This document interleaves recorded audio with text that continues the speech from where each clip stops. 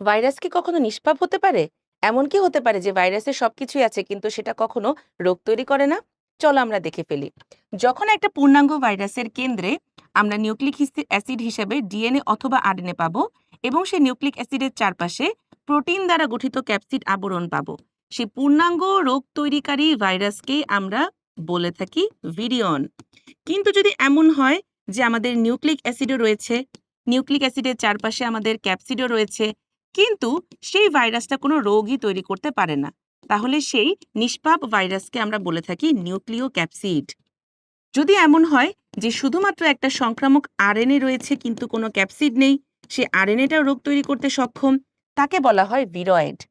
যদি শুধুমাত্র একটা সংক্রামক প্রোটিন সূত্রক থাকে কিন্তু সে একা প্রোটিন সূত্র কি আমাদের দেহে ভয়াবহ কিছু রোগ তৈরি করতে পারে, তখন সে প্রোটিন সূত্রকে বলা হয় প্রিয়ন্স। পতে protein, পতে prions. এমন কিছু নিউক্লিক অ্যাসিড আছে যেটা কিনা একা একা কোনো রোগ তৈরি করতে পারে না, কিন্তু তারা যখন পোষক দেহের অভ্যন্তরে অন্য ভাইরাসের সহায়তা পায় তখন তারা রোগ তৈরি করে আত্মপ্রকাশ করতে পারে। এই ধরনের ভাইরাসকেই বলা হয় স্যাটেলাইট ভাইরাস।